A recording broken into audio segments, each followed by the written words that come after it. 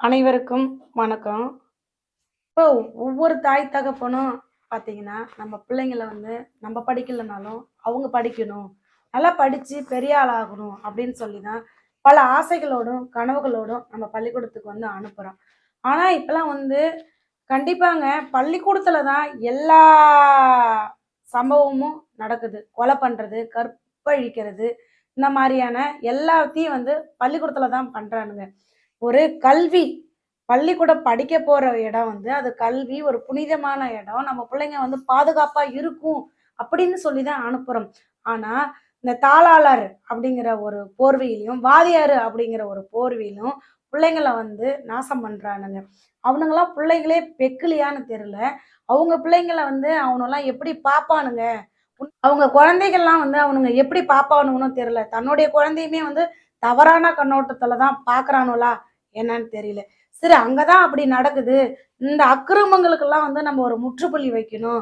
அவனுங்களுக்கு வந்து இந்த மாரி பள்ளிக்கூடம் அனுப்பி இவ்வளோ கொடுமைகள நடக்கிற அவங்களுக்கு நம்ம தக்க தண்டனை வாங்கி தரணும். அப்படின்னு சொல்லி காக்கி சட்டை போட்ட காவலர்கள்ட்ட போனா, அந்த பொறுக்கிங்களுக்கு தான் சப்போர்ட் பண்றாங்க. அவனுங்களுக்கே வந்து உதவி பண்றாங்க, சப்போர்ட் பண்றாங்க. நம்மள வந்து பயமுறுத்துறாங்க.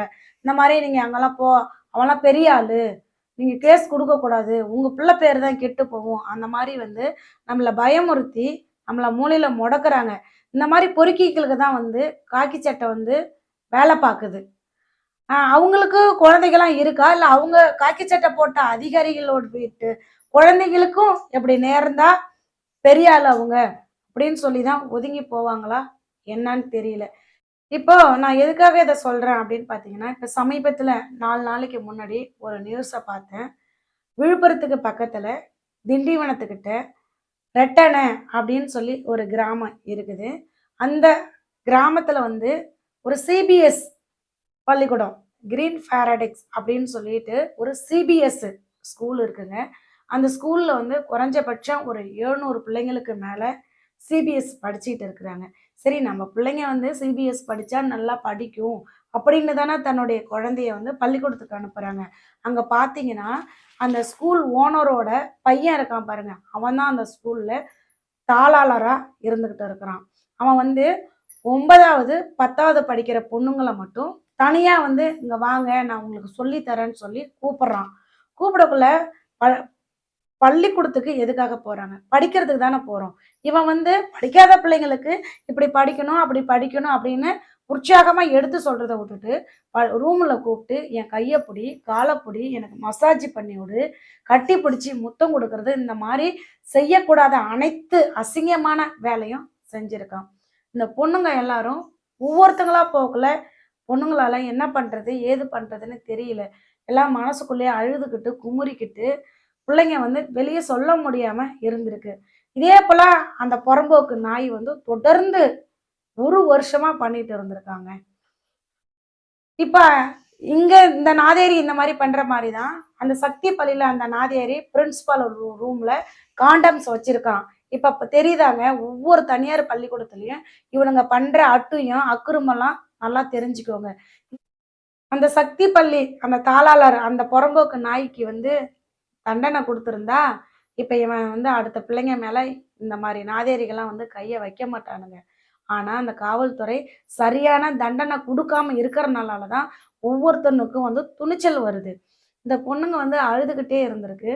ஒரு பொண்ணும் வந்து பேசியிருக்கு. இந்த மாரி என்ன உள்ற கூப்ட்டு இந்த மாரிலாம் பண்றான் அப்படின்னு சொல்லக்குள்ள, "உன்ன பண்ணுனானா? என்னையும் அந்த மாரி தான் பண்ணுனான்" அப்படின்னு பொண்ணுங்கக்குள்ள பேசறதுக்குள்ள பசங்க கேட்டுருக்காங்க. பசங்க கேட்டுட்டு போயிட்டு எல்லா பேரண்ட்ஸ்கிட்டயும் சொல்லியிருக்காங்க. இந்த மாரிலாம் பண்ணிக்கிட்டு இருக்கிறான் அந்த 1 வருஷ காலமா. அவனுக்கு வந்து நம்ம தக்க தண்டனை குடுக்கணும். முறைப்படி இவன் மேல வந்து நம்ம காவல்துறையில போய் புகார் குடுத்து, போக்சோ சட்டத்துல இவன கைது பண்ண வைக்கணும் அப்படின்னு சொல்லி தான் எல்லாரும் ஒன்று சேர்ந்து எல்லா பேரண்ட்ஸும் பிள்ளைங்கள வந்து நம்ம படிக்க அனுப்புனா, இந்த மாரி பண்ணிக்கிட்டு இருக்கானே, நம்ம கண்டிப்பா வந்து முறைப்படி போயி நம்ம போலீஸ் ஸ்டேஷன்ல புகார் குடுப்போம். இவன் மேல நடவடிக்கை எடுக்க சொல்லுவோம் அப்படின்னு சொல்லிட்டு, அவங்க ஊருக்கு பக்கத்துல வந்து பெரிய தச்சூர் அப்படின்னு ஒரு அந்த ஊர்ல வந்து பெரிய தச்சூர் அப்படின்ற ஒரு ஊர்ல காவல் நிலையம் இருந்திருக்கு. அங்க போய் வந்து இவங்க காவல் நிலையத்துல வந்து போய் புகார் குடுத்துருக்காங்க. எல்லா பேரண்ட்ஸும் சேர்ந்து போய் புகார் குடுத்துருக்காங்க. ஆனா, அந்த காவல் நிலையத்துல வந்து அவங்க கண்டுக்கவே கிடையாது. அப்படியே இழுக்கடிச்சுக்கிட்டே இருக்காங்க. பாருங்க, படிக்க போற குழந்தைக்கு இவனுங்க பண்ணுன ஒரு அக்குறும்புக்கு அவனை முட்டிக்கு முட்டி தட்டி போர்ட்ஸோல கைது பண்ண வேண்டிய காவல் அதிகாரிகள் கண்டுக்காம இருந்திருக்கிறாங்க. என்னடா இந்த காவல் நிலையத்துல எதுவுமே கண்டுக்காம இருக்கிறாங்க அப்படின்னு சொல்லி திரும்ப அவங்க விழுப்புரம் எஸ்பி ஆபீஸ்க்கு போயிருக்காங்க. போயிட்டு அங்க புகார் கொடுக்கலாம். இங்கதான் வந்து எதுவுமே கண்டுக்கலையே அப்படின்னு சொல்லிட்டு அடுத்த ஸ்டெப்புக்கு வர்றாங்க. வரக்குள்ள அங்கேயும் என்ன சொல்றாங்க, பொங்கல் லீவுங்க, இந்த அதிகாரி இல்ல, அந்த அதிகாரி இல்ல அப்படின்னு மாத்தி மாத்தி அவங்கள இழுக்க விட்டுருக்காங்க. மகளிர் காவல் நிலையத்துக்கு போயிருக்காங்க. அங்க போய் காலையில 11:30 மணிக்கு போனாங்களாம். 11:30 மணிக்கு போயிட்ட உடனே நீங்க புகார் மனு எழுதி கொடுங்க அப்படின்னாங்களாம். இவங்க எழுதுறாங்களாம். ஆனா அந்த மனுல அது சரியில்லை, இது சரியில்லை, அப்படி இப்படின்னு சொல்லி அந்த காவல் நிலையத்திலையும் வந்து தட்டி கழிச்சிருக்காங்க. தட்டி கழிச்சிட்டு அதுக்கப்புறம் என்ன சொல்லியிருக்காங்க, இருங்க எஃப்ஐஆர் போட்டு தரோம், நாளைக்கு போட்டு தரோம், நீங்க ஒரு நாள் வந்து அவகாசம் எடுத்துக்கோங்க, நாளைக்கு வேணா போட்டு தரட்டுமா அப்படின்னு கேட்டிருக்காங்க. இவங்க இல்லைங்க எங்களுக்கு வந்து எஃப்ஐஆர் இன்னைக்கே வேணும் அப்படி இப்படின்னு சொல்லிருக்காங்க. இவங்க பிடிவாதமா சொன்ன உடனே இவங்க என்ன பண்றாங்க, போலீஸ் அதிகாரிகள் என்ன செய்யறாங்கன்னா தன்னுடைய கடமையை செய்யல. பேரண்ட்ஸ் கிட்ட என்ன சொல்றாங்க அப்படின்னா, அவங்களாம் வந்து பெரிய இடம், அவங்க மேலலாம் வந்து கை வைக்க முடியாது. கொலகாரப்பள்ளி சக்தி பள்ளிக்கு வந்து காவல்துறை அதிகாரிகளே சப்போர்ட் பண்ணாங்க. அவன்லாம் வந்து பெரிய ஆளு, நீங்க எப்படியாப்பட்டவங்கள்ட்ட போனாலும் அவன் மேல எந்த நடவடிக்கையும் எடுக்க முடியாது, பேசாம அவங்க கொடுக்கறத வாங்கிட்டு போங்க அப்படின்னு காக்கி சட்டை நம்ம கிட்ட சொல்லுச்சு. அதைத்தான் இப்ப இங்கேயும் வந்து அதுவும் மகளிர் காவல் நிலையத்துக்கு போய் அவங்க என்ன சொல்லியிருக்காங்கன்னா, அவங்களாம் பெரிய இடம், நாளைக்கு உங்க பொண்ணு பேர் தாங்க கெட்டு போகும், நல்லா வேண்டாம், புகார்லாம் தர வேணாம், நல்லா யோசிச்சு பாருங்க அப்படின்னு வந்து சொல்லியிருக்கிறாங்க. இவங்க வந்து அவங்க முடியாது, நாங்க வந்து கண்டிப்பா வந்து அவன் மேல நடவடிக்கை எடுக்க புகார் மனு கொடுத்தது தான் அப்படின்னு சொல்லியிருக்காங்க. அந்த ஸ்கூல் ஓனர் பையன் தாளாளரா இருக்கிறான் இல்லைங்களா, அவனுடைய பேர் என்ன அப்படின்னு பார்த்தீங்கன்னா கார்த்திகேயன். அவன் வந்து திரும்ப பேரண்ட்ஸுக்கு வந்து ஃபோன் மேல ஃபோன் அடிக்கிறானா, வீட்டுக்கே வரானா. வீட்டுக்கு வந்து என்ன சொல்றான்னா, இந்த மாதிரி உங்களுக்கு எவ்வளோ பணம் வேணும், என்ன ஏதுன்னு சொல்லுங்க, கேஸ் எல்லாம் கொடுக்க வேணாம் அப்படி இப்படின்னு சொல்லியிருக்கிறாங்க. அந்த பொண்ணுங்க வந்து அவங்க பேரண்ட்ஸ் கிட்ட என்ன சொல்லுதான்னா, அப்படியே அழுதுகிட்டே சொல்றாங்களாம், இல்லம்மா நாங்க வந்து இன்னைக்கு வந்து படிச்சு முடிச்சுட்டு வெளியே வர போறோம், இன்னும் எங்களுக்கு அப்புறம் எத்தனையோ குழந்தைங்க போகும், எங்களுக்கு நேர்பட்ட அந்த ஒரு சம்பவம் வந்து இன்னும் இருக்கிற குழந்தைங்களுக்கு வந்து வரக்கூடாது, அதனால இவங்க மேல கண்டிப்பா புகார் கொடுத்தே தீரணும் அப்படின்னு பசங்க எல்லாரும் ஒத்த காலில் நின்றுருக்காங்க. இப்படிதாங்க என் தங்கம் ஸ்ரீமதியும் வந்து இந்த கொலகார நாய்ங்க அந்த பள்ளிக்கூடத்துல காண்டம்ஸை வச்சுக்கிட்டு இதையே வேலையா இருந்திருக்கிறானுங்க. ஆனா என் தங்கம் ஒத்துக்காத அந்த ஒரு காரணத்துக்காக நம்ம உயிர் போனாலும் பரவாயில்ல, இனி யாருக்கும் இப்படி ஒரு இது நேரக்கூடாது அப்படின்னு தான் அந்த புறம்போக்கு நாய்வை கூட என் புள்ள போராடாத போராட்டம் இல்லை, இந்த கைகளை வந்து இறுக்கி மூடினபடியே அந்த வெறி பிடிச்ச நாய்கள்கிட்ட என் தங்கம் எந்த அளவுக்கு வீரியமா போராடணுமோ அந்த அளவுக்கு போராடி அதால வந்து தன்னுடைய உயிரை காப்பாத்திக்க முடியல, கொலை பண்ணி இருக்கிறானுவோ. இப்படிதாங்க ஒவ்வொரு பொண்ணுங்களும் நம்ம நினைக்கிறாங்க, நமக்கு நேர்ந்ததை வந்து அந்த குழந்தைங்களுக்கு அடுத்த வர பிள்ளைங்களுக்கு நேரக்கூடாது அப்படின்னு ஒவ்வொரு பொண்ணுங்களும் நினைக்கிறாங்க. ஆனா அந்த புகார் கொடுக்க போறோமே, நம்ம ஒரு துணிச்சலோட அவங்க காவல்துறை காக்கி சட்டை போட்ட காவல்துறை அதிகாரியோட குழந்தைங்களுக்கும் சேர்த்து தான் நம்ம பாதுகாக்கிறோம். ஆனா அவங்க நினைச்சு கூட பார்க்க மாட்டேங்கிறாங்க, ஐயோ நம்மளுடைய குழந்தையோட பாதுகாப்புக்கும் தான் இவங்க இப்படி ஒரு நடவடிக்கை எடுக்க சொல்லி கொடுக்குறாங்க, அவங்க மேல நம்ம முறையான நடவடிக்கை எடுப்போம் அப்படின்னு எடுக்காம நம்மளையே வந்து அவங்க அப்படி இவங்க இப்படி, அவன் கொம்பன், அவன் பணக்காரன் அப்படின்னு சொல்றாங்க. இதே ஒரு ஏழை ஏதாவது ஒரு பண்ணிட்டா முட்டிக்கு முட்டி தட்டுறாங்க. இப்ப ஏழைக்கு ஒரு நீதி, பணக்காரனுக்கு ஒரு நீதின்னு காக்கி சட்டையே சொல்லுது. அவங்க வீட்டு குழந்தைங்களுக்கு காக்கி சட்டை போட்டிருக்காங்களே அதிகாரிகள், அவங்க வீட்டு குழந்தைங்களுக்கெல்லாம் இப்படி ஏதாவது ஒரு பாலியல் சீண்டல், ஒரு வன்கொடுமை வந்துச்சுன்னா அவன் பணக்காரன், நம்ம பிள்ளை எப்படி போனாலும் பரவாயில்ல அப்படின்னு தான் ஒதுங்கி போவாங்களா என்னன்னு தெரியல. இவங்களுடைய பல முயற்சி போராட்டத்துக்கு பிறகுதாங்க அந்த பள்ளிக்கூடத்து ஓனர் மகன் கார்த்திகேயன் மீது வந்து இந்த மாதிரி ஒரு வாரம் கைது பண்ணி வச்சிருந்து அவன் மேல போர்ட்ஸோ வழக்கு போடணும் அப்படின்னு சொல்லியிருக்காங்க.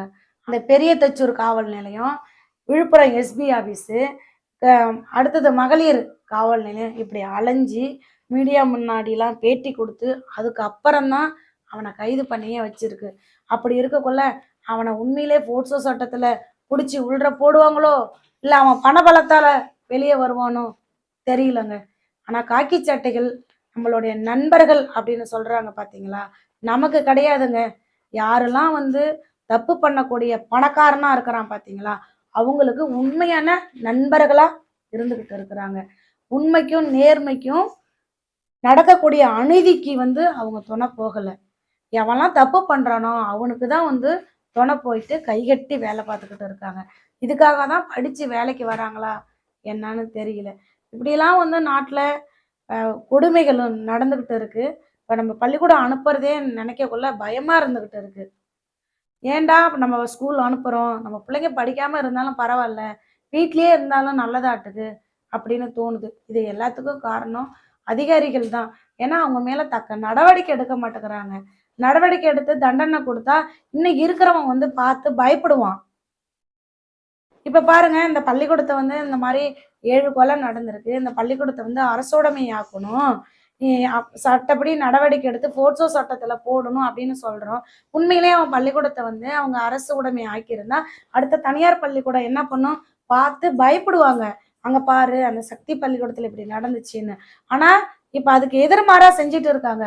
1 மாசத்திலே சீரமைப்பு பணி என்ன, பார்வையிட்டது என்ன, எல்லாம் பண்றாங்க. இதனாலதான் இன்னும் வந்து இருக்கிறவங்களுக்கு வந்து துணிச்சல் அதிகமா போய் நம்ம வீட்டு பிள்ளைகள் வந்து பலிகாடா ஆகிட்டு இருக்கிறாங்க. நம்ம வீட்டு பிள்ளைங்களுக்கெல்லாம் வந்து பல கொடுமைகளுக்கு ஆளாகிட்டு இருக்கிறாங்க. உண்மையிலே அந்த ரெட்டெண்ண கிராமத்துல இருக்கக்கூடிய அந்த மக்களை வந்து நான் பாராட்டுறேன். விடாமுயற்சியா நம்ம குழந்தைக்கு நடந்தது யாருக்கும் நடக்கக்கூடாது அப்படின்னு அந்த பொண்ணுங்க நினைச்சிட்டு பாருங்க. அந்த பொண்ணுங்களுக்கும் நம்ம வந்து ஒரு தலைவனுங்கிறேன். ஏன்னா நமக்கு நேர்ந்தது இன்னொரு பொண்ணுக்கு நேரக்கூடாதுன்னு நினைச்சிட்டு பாருங்க.